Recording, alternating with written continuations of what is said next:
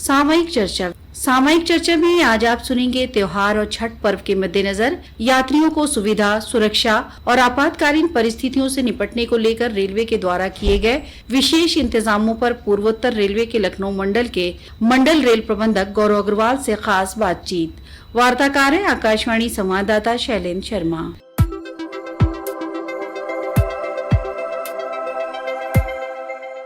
Railway त्योहारों को लेकर लगातार प्रयास करता है, यात्रियों को बेहतर सुविधा देने की कोशिश करता है। छठ पर्व को लेकर भी इस बार रेलवे ने बेहतर इंतजाम किए हैं। पिछली बार जहां 7,724 स्पेशल ट्रेनें चलाई गई थी, वहीं इस बार देश भर में 12,000 से ज्यादा यानी लगभग दोगुनी स्पेशल ट्रेनें चलाई जा रही। न केवल विशेष ट्रेनें चलाई जा रही, बल्कि यात्री सुविधाओं के साथ यात्रियों की सुरक्षा और आपातकालीन स्थितियों से निपटने के लिए भी कई इंतजाम किए गए हैं।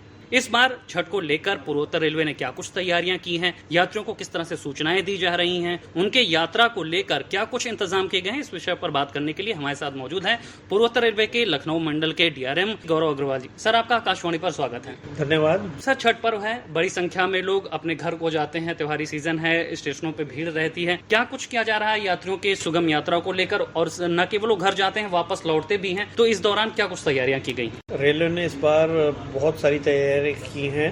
रोज 30 से 40 ट्रेन स्पेशल चल रही हैं, जो देश के विभिन्न भागों से हमारे जो पूर्वी उत्तर प्रदेश के और बिहार के आने वाले यात्री हैं, जो दिल्ली में, गुजरात में, महाराष्ट्र में काम करते हैं, त्योहार पे अपने घर आते हैं। तो इस बार बहुत सारे इनिशिएटिव्स ले जा रहे हैं पैसेंजर्स को कंफर्ट को ध्यान में रखते हुए उनकी यात्रा को सुगम बनाने के लिए।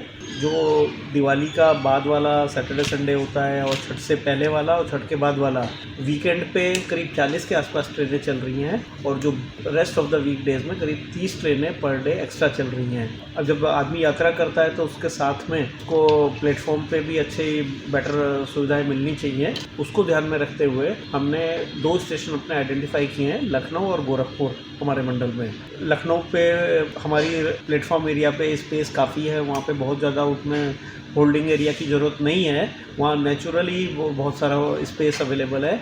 गोरखपुर में हमने 5 होल्डिंग एरिया बनाए हैं, जिसमें करीब 5 से 6 हज़ार आदमी any point of time 24 hours बैठ सकते हैं। ये होल्डिंग एरिया हमने 15 अक्टूबर तक चालू कर दिए थे, 5 नवंबर तक ये रहेंगे, करीब 21-22 दिन के लिए। इन होल्डिंग एरिया में सिर्फ ऐसा नहीं है कि हमने टेंट लगा के छोड़ दिया है, इसमें पैसेंजर्स के बैठने के लिए, लेटने के लिए अच्छा कारपेट्स भी हैं, उनका सोने का अरेंजमेंट भी है। उसके अलावा उसमें आरओ के पानी की भी सुविधा है, पंखे और कूलर भी लगा दिए हुए हैं। साथ में बेसिक स्नैक्स, बिस्किट वगैरह भी उनको दिए जा रहे हैं। किसी चीज़ का कोई पैसा नहीं लिया जा रहा है पैसेंजर से, क्योंकि अगर मान लो कोई आदमी आता है जिसकी सुबह 5-6 बजे ट्रेन है और रात में ही आकर के स्टेशन पे बैठ जाता है, तो उसको 8-9 घंटा प्लेटफॉर्म पे फर्श पे बैठने की कोई ज़रूरत नहीं है। उसके अलावा जो उसको बेसिक एमिनिटीज़ हैं, जिसमें टॉयलेट होता है, 50 मीटर की दूरी पे हर होल्डिंग एरिया के पास में टॉयलेट्स की फैसिलिटी दी जा रही है, जो राउंड द क्लॉक क्लीन हो रही है। उसको ये भी ज़रूरत पड़ सकती है कि ट्रेन का कोच इंडिकेशन बोर्ड, मेरी ट्रेन कब आने वाली है, कितनी लेट है, उसके लिए उस होल्डिंग एरिया के अंदर में ही कोच इंडिकेशन बोर्ड इलेक्ट्रॉनिकली वहाँ पे प्लेस्ड है, जो कि यूजुअली प्लेटफॉर्म पे ही होता है। अगर किसी को टिकट खरीदना है तो मोबाइल यूटीएस लेकर के कॉमर्शियल स्टाफ हर होल्डिंग एरिया में उपलब्ध है, और आदमी को बिना कहीं काउंटर पे जाए, लाइन में लगे, वो टिकट मिल जाएगा। इसके अलावा फर्स्ट एड की भी सुविधा वहाँ पे दी जा रही है। डॉक्टर 24 आवर्स वहाँ पे बैठे हैं बेसिक फर्स्ट एड के साथ में। पास में एक हमने एम्बुलेंस भी रखी हुई है कि अगर मान लो किसी की तबीयत ख़राब हो जाती है, किसी को कोई प्रॉब्लम हो जाती है, तो हम रेलवे हॉस्पिटल में उसको ले जाके इलाज करा सकें। इसके अलावा सुबह और शाम मच्छर मारने के लिए, कीड़े मारने के लिए फॉगिंग की भी व्यवस्था की जा रही है। तो इतनी सारी सुविधाएं हम दे रहे हैं। पास्ट में पहले ये सब चीज़ें उतनी नहीं होती थी।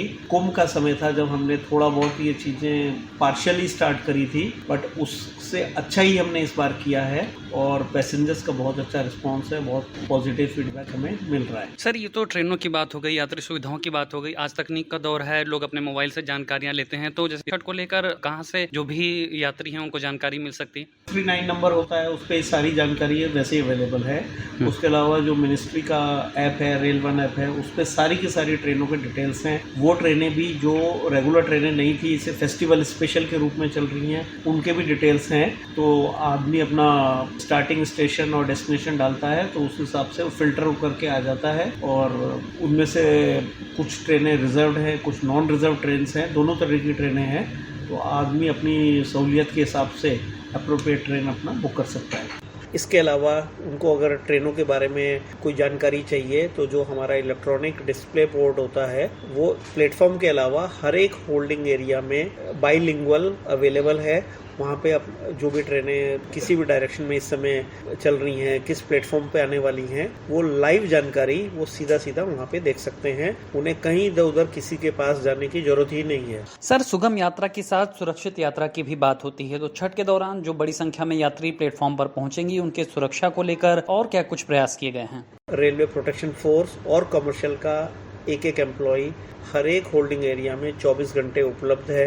किसी को अगर मान लो टिकट नहीं है और उसको टिकट खरीदना है तो मोबाइल यूटीएस का डिवाइस होता है, वो हमारा कमर्शियल स्टाफ डायरेक्टली उसके होल्डिंग एरिया में ही उसको पेमेंट के अगेंस्ट में टिकट दे सकता है।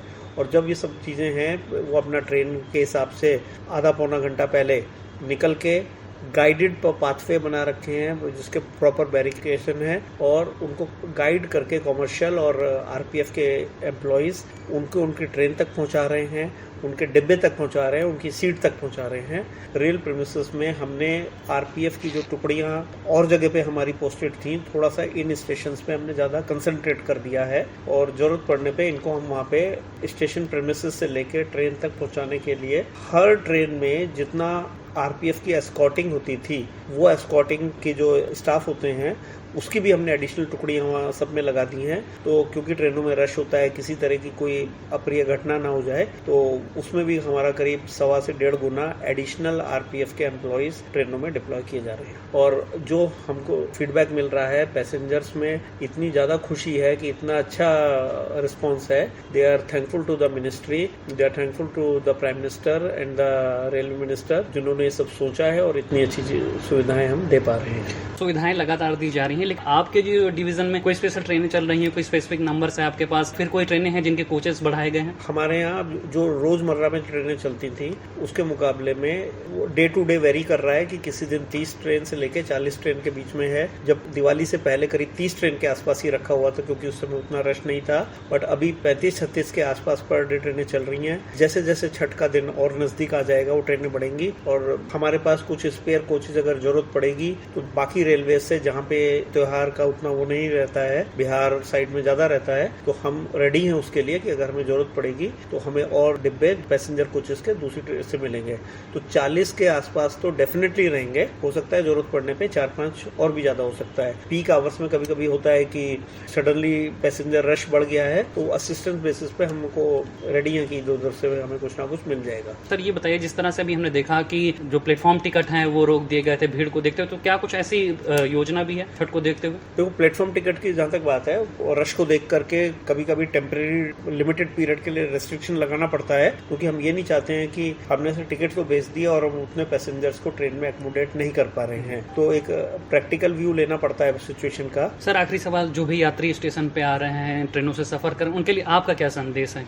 मेरा उनसे बहुत हम्बल रिक्वेस्ट है कि रेल उन्हीं का एक एसेट है, किसी और का नहीं होता है, वो देशवासियों का अपना एसेट होता है। तो जब वो रेलवे परिसर में आए और ट्रेन पे चढ़े, सब जगह सफाई बना के रखें। जैसे अपने घरों को हम लोग साफ रखते हैं वैसे यहाँ पे भी कोई गंदगी ना करें, कोई भी तरह का सामान इधर उधर ना फेंके, जो नॉमिनेटेड डस्टबिन है उन्हीं में फेंकें। उसके अलावा किसी भी तरह की अफवाह पे ध्यान ना दें, किसी भी तरह की भगदड़ में शामिल ना हो, ना कोई ऐसी चीज करें कि बाकी लोगों को दिक्कत हो, स्पेशली क्योंकि इसमें बूढ़े लोग भी होते हैं, बच्चे भी होते हैं, महिलाएं भी होती हैं। तो अगर लाइन में क्यू में लग रहे हैं तो एक पेशेंटली रखें, अपना नंबर आने पे आपको भी ट्रेन में सीट मिलेगी। तो कहीं पे भी अगर क्यू सिस्टम बना हुआ है वो डिसिप्लिन को फॉलो करें। बिल्कुल सर, आकाशवाणी से बात करने के लिए और छठ पर्व पर रेलवे की तैयारियों की जानकारी देने के लिए सर आपका बहुत बहुत शुक्रिया। धन्यवाद। सामायिक चर्चा में आज आपने सुना त्योहार और छठ पर्व के मद्देनजर यात्रियों को सुविधा, सुरक्षा और आपातकालीन परिस्थितियों से निपटने को लेकर रेलवे के द्वारा किए गए विशेष इंतजामों पर पूर्वोत्तर रेलवे के लखनऊ मंडल के मंडल रेल प्रबंधक गौरव अग्रवाल से खास बातचीत। वार्ताकार थे आकाशवाणी संवाददाता शैलेंद्र शर्मा।